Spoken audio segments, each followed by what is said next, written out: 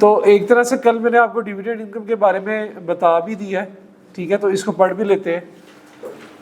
Tax is required to be deducted from dividend income which is taxable under FTR। ये final tax में आता है।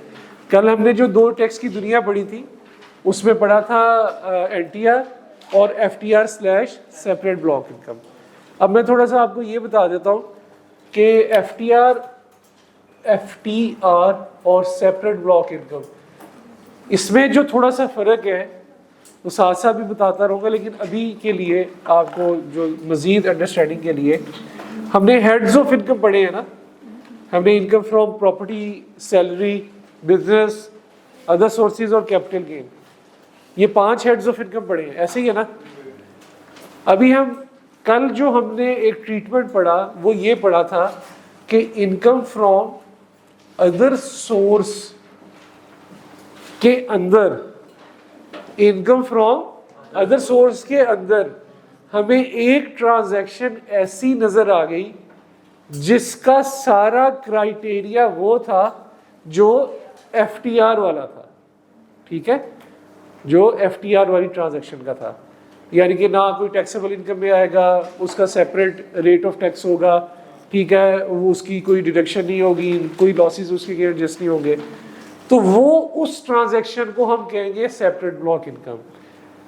अगर वो वाला क्राइटेरिया जो FTR वाली दुनिया वाली इनकम का होता है, उस क्राइटेरिए पे उतरने वाली ट्रांजैक्शन हमें किसी हेड ऑफ इनकम में मिल जाए, इनकम फ्रॉम कैपिटल गेन में मिल जाए, इनकम फ्रॉम बिजनेस में मिल जाए, इनकम फ्रॉम अदर सोर्स में मिल जाए, तो वो कहाँ फॉल करेगी? Income from other source, separate block income, ठीक है।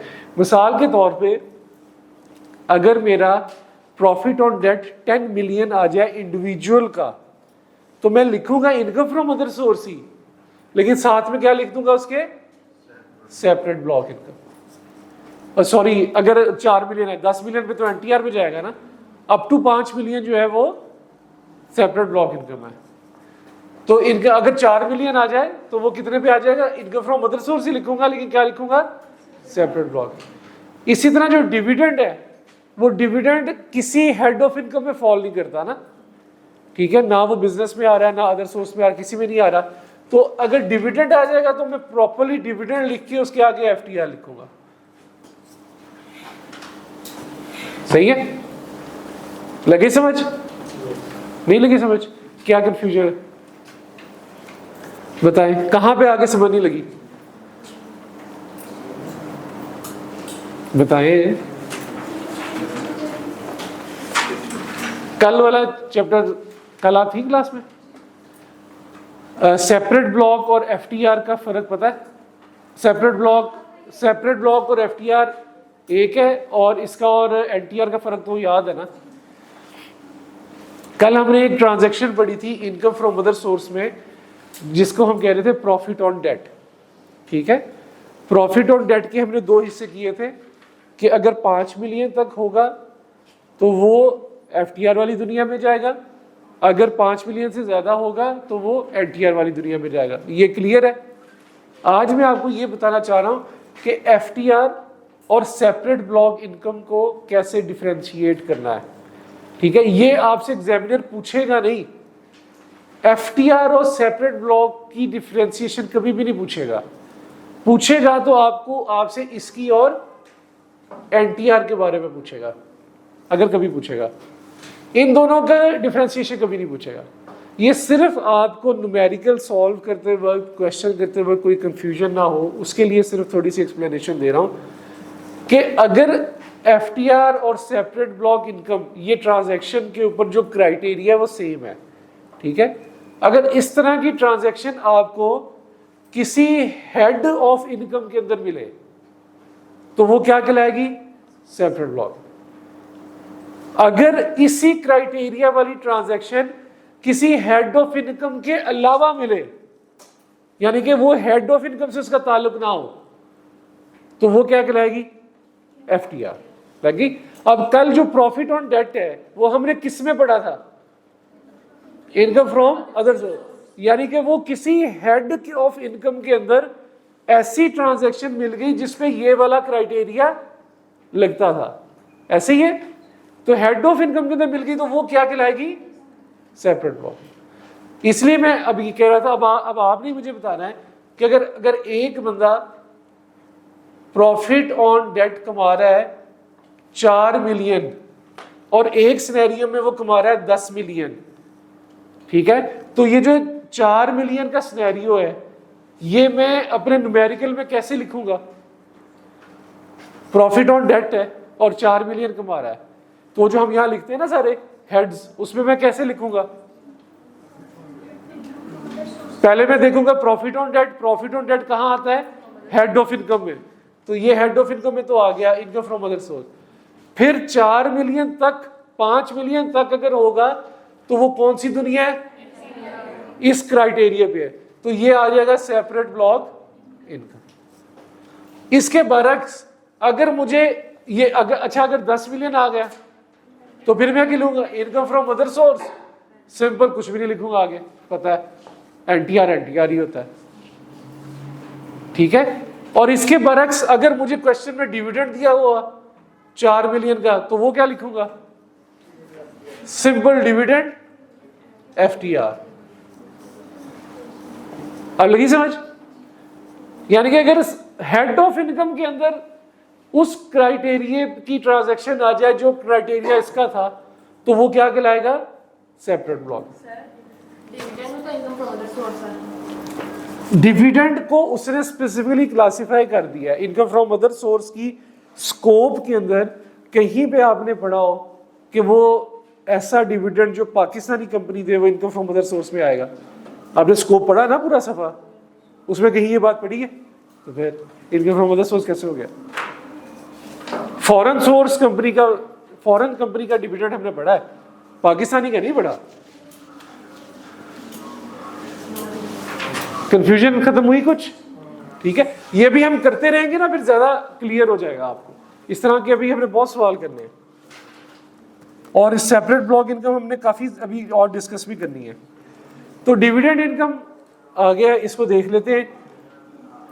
Tax is required to be deducted from dividend income which is taxable under FTR, जो कि एफटीआर के अंदर तहत जो है वो उसके ऊपर टैक्स देते हैं।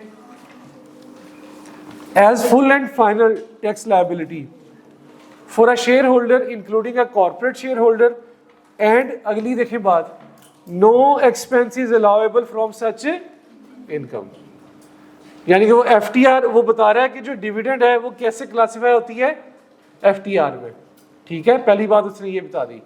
और दूसरी बात उसने बताई, अब आपको खुद से पता है कल की डिस्कशन के बाद, अगर कोई इनकम एफटीआर के अंदर जाती है तो उसके अगेंस्ट खर्चा नहीं अलाउ होता, ठीक है, तो नो एक्सपेंसेस अलाउ। और उस पे जो टैक्स लगता है वो किस अमाउंट पे लगता है, पूरी ग्रॉस, एक्चुअल नहीं कहना, ग्रॉस इनकम के, ठीक है, उसकी ग्रॉस इनकम के ऊपर टैक्स लगता है। मिसाल के तौर पे एक बंदे ने लाख रुपए का डिविडेंड कमाया या 10 लाख रुपए का डिविडेंड कमाया, तो जब वो डिविडेंड रिसीव करने गया तो उसने कहा कि जी मैं गया, मैं आया, तो आने जाने का खर्चा मेरा इतना हो गया, तो आप क्या कहोगे, भाई जो मर्जी कर लो, तुम्हारा डिविडेंड कमाने के लिए अगर तुमने आने जाने में इतना लगा दिया या और कोई खर्चा किया तो हम वो खर्चा नहीं मांगते। जो 10 लाख रुपया तुमने कमाया है उस पर डायरेक्ट 15% टैक्स लग जाएगा, ठीक है, ग्रॉस पे लगेगा। The general rate is 15%, 15% dividend लगेगा। No deduction is allowed from FTR income, ये ऊपर वाली बात दोबारा उसने। हाउएवर ज़कात paid out of dividend income is deductible from normal taxable income if any, ज़कात जो है वो एनटीआर में ही कटती है, ये हम पहले बात पढ़ चुके हैं। अच्छा, थोड़ा सा इस कॉन्सेप्ट को जरा समझना है, डिविडेंड को।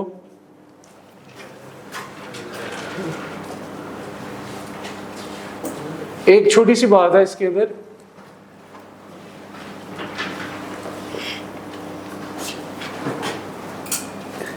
ए ने बी को डिविडेंड दिया, ठीक है, ए ने बी को डिविडेंड दिया 1 मिलियन का।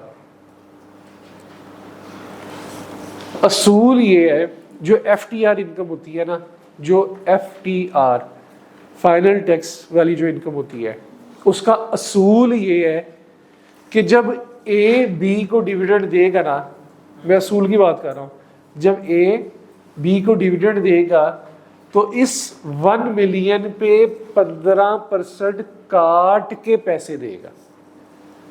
इसे कहते हैं विद होल्ड करना, टैक्स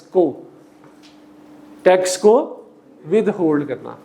तो ए जब बी को 1 मिलियन देगा तो वो क्या करेगा, उसके ऊपर टैक्स एट 15%, ये भी रेट पढ़ लिया ना हमने, 15% है इसका टैक्स। डिविडेंड के ऊपर टैक्स कितना लगेगा, 15% लगेगा, ठीक है, जनरल रेट उसका ये है। तो हमेशा याद रखना है कि जब ए बी को पैसे देगा डिविडेंड के तो वो 15% का टैक्स काट के पैसे देगा, ठीक है। इसे कहते हैं कि ए ने बी को जो अमाउंट दी वो उसने विद हेल्ड करके पैसे दिए, टैक्स विद हेल्ड करके पैसे दिए, सही है। तो इसके अंदर आपने हमेशा याद रखना है कि जो एफटीआर होती है उस एफटीआर इनकम के अंदर जो इनकम दे रहा होता है वो अमाउंट, वो पैसे काट के, टैक्स के पैसे काट के उसको बकाया पैसे देता है हमेशा, ठीक है, वो उसको हमेशा बकाया पैसे ही देता है।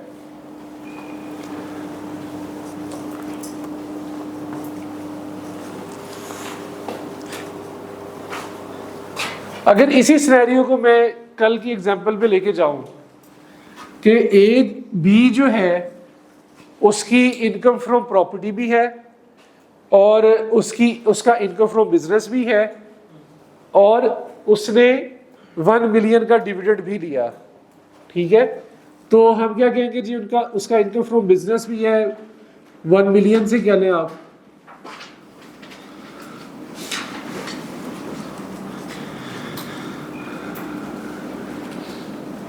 $1 मिलियन से, इनकम फ्रॉम प्रॉपर्टी है उसकी 5 लाख से,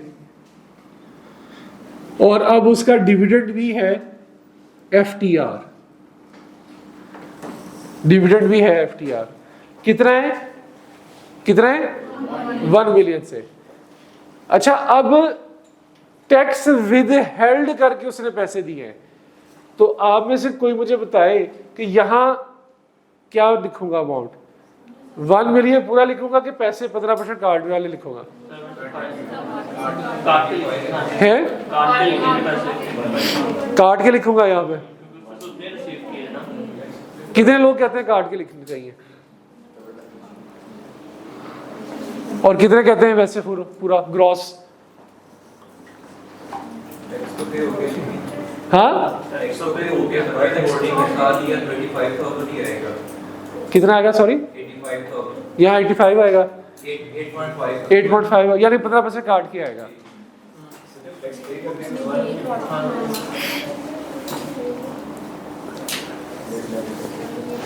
यहाँ पे मैंने आपको, कल हमारी डिस्कशन हुई थी, यहाँ पे आपने हमेशा ग्रॉस अमाउंट लिखनी है, यहाँ पे आपने हमेशा ग्रॉस अमाउंट लिखनी है एफटीआर की। कल ये सारी डिस्कशन हुई थी हमारी, ठीक है। ये अमाउंट्स आती हैं नेट और एफटीआर की अमाउंट आती है ग्रॉस। तो यहां पे हमने जो भी अमाउंट लिखनी है that will be gross amount.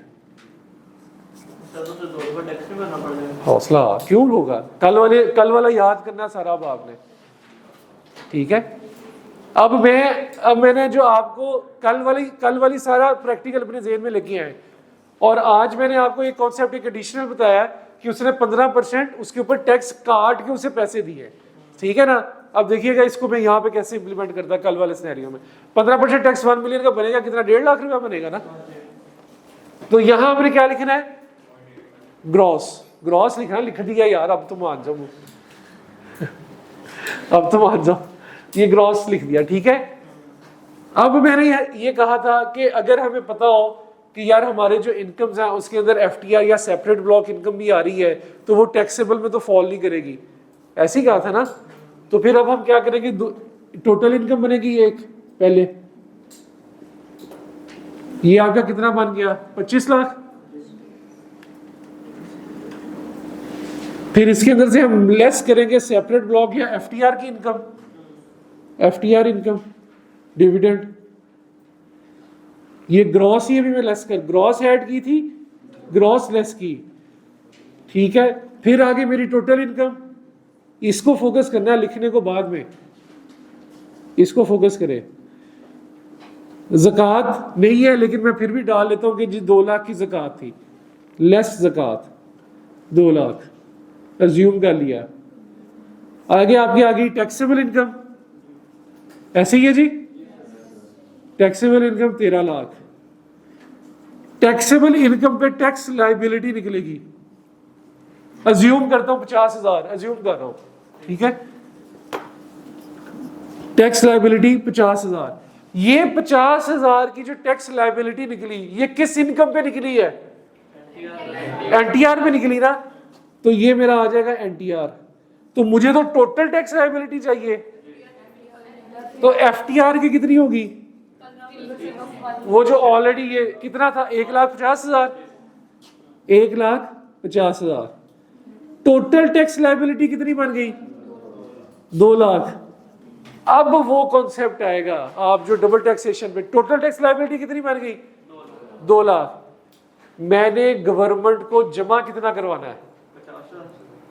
Yes, 1.5 lakh तो मेरा पहले ही ए ने काट लिया, 1.5 लाख तो मेरा ए ने पहले ही काट लिया था ना। तो अब मैं यहां पे tax already withheld, already withheld liability इतनी बनी, इसमें से मेरा टैक्स पहले ही कितना विदहेल्ड हो चुका है? कितना? 1,50,000। अब मैंने गवर्नमेंट को टैक्स पेएबल टू गवर्नमेंट कितना है? कितना? 50,000। ले जी, डबल टैक्सेशन हुई।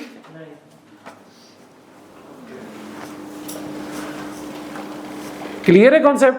सारा कल वाला कॉन्सेप्ट है, सिर्फ एक बात जो मैंने चेंज की कि जी टैक्स फाइनल डिविड एफटीआर की इनकम देते वक्त जो अगला पर्सन होता है, एफटीआर की बात कर रहा हूं भी, एफटीआर की इनकम देते वक्त जो अगला पर्सन है वो आपको टैक्स काट के पैसे देता है, तो उसकी ट्रीटमेंट देखिए, यहां पे इंपैक्ट आया। टोटल टैक्स लाइबिलिटी निकाली, उसमें से 1.5 लाख उसने पहले ही काटा हुआ था, तो मैंने गवर्नमेंट को कितना जमा कराना है? 50। और यहां मैंने क्या लिखा? Gross income. अगर मैं यहां भी 8.5 लिख देता तो ये चीज मैं कर ही ना पाता। ये इसका तरीका है सॉल्व करने का, ठीक है। हाँ, कौन सी लाइन? ज़कात तो उसने जनरल बात में लिखा है ना कि ज़कात जो है वो आपको टैक्सेबल इनकम से, टोटल इनकम से लेस करने की इजाज़त है, उसको भी इसमें कंफ्यूज ना करें, ठीक है। ये ऐसे ही चलेगा जैसे ये चाह रहा है, ठीक है जी।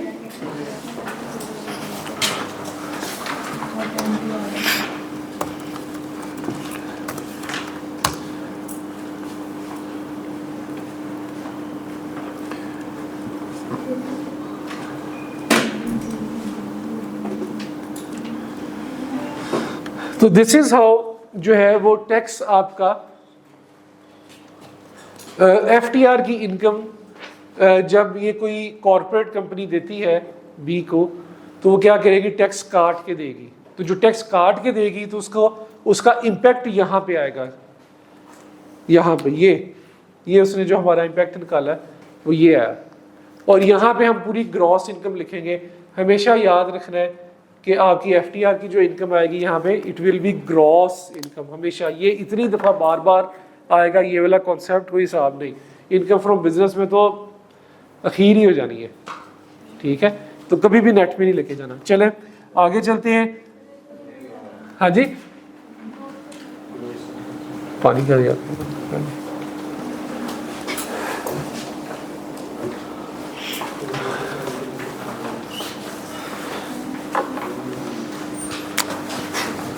withheld by payer,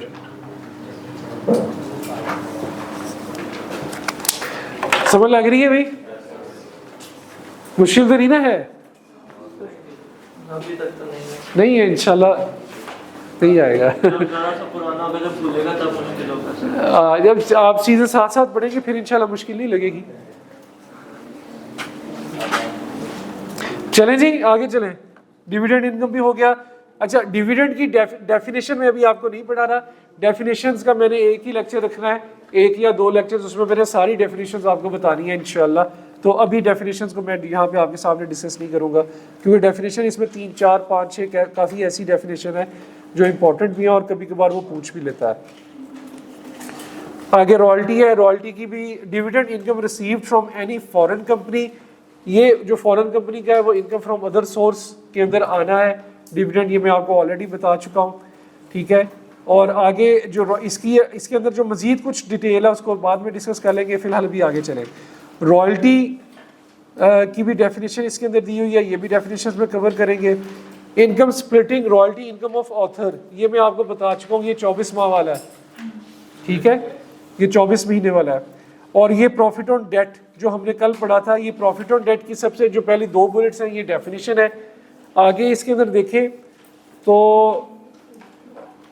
जो इसके अंदर इसका 3rd पैरा है, वेयर अ लेसॉर, ठीक है। ये कल जो मैंने बात की थी आपसे,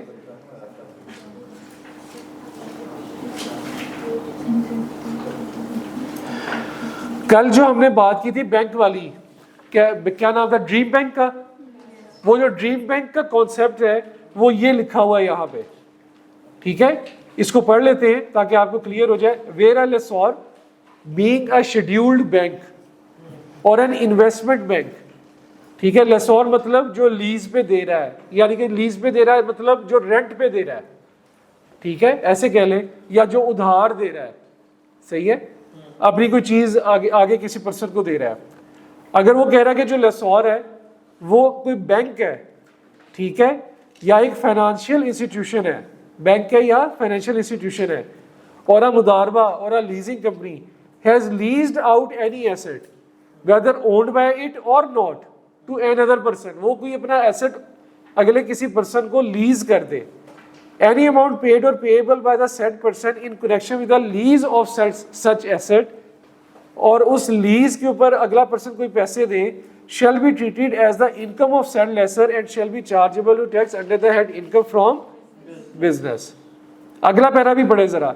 Any amount received by a banking company or a non-banking finance company where such amount represent distribution by a mutual fund, private equity, venture capital out of its income from profit on debt shall be chargeable to tax under the head income from business, not under the head income from other source। इसका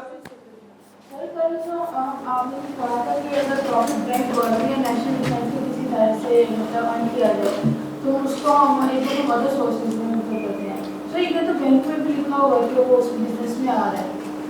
कहाँ पे लिखा है? State bank में ये business जो है हमने पैराग्राफ में पढ़ा, स्टेट बैंक में जो इनकम सर्व की जा रही है वो हम उसको इनकम फ्रॉम बिजनेस। कौन से पैराग्राफ में लिखी है बात?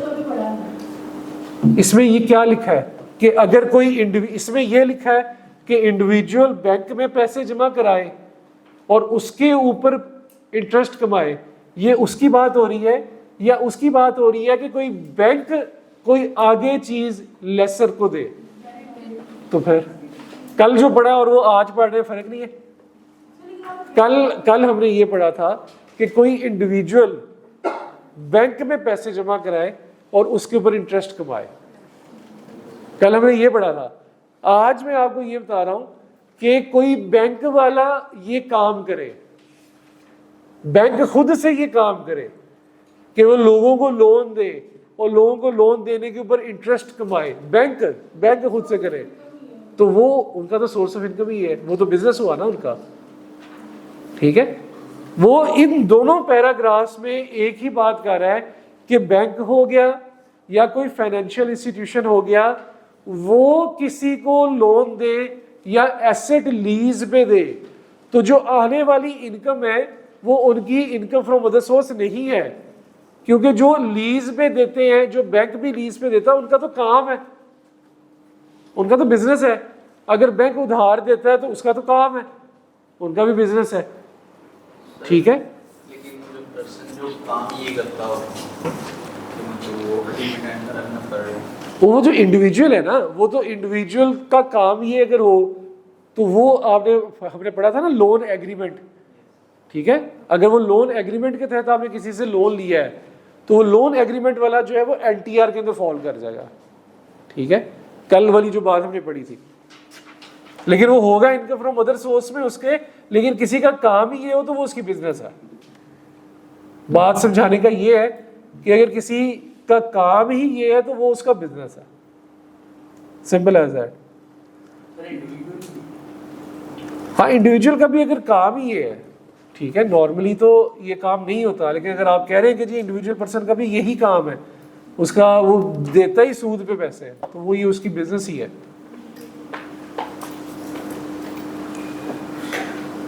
लेकिन यहाँ पे वो इंडिविजुअल को डिस्कस नहीं कर रहा, जो आपको कल आया था वो भी बैंक से रिलेटेड ही आया था।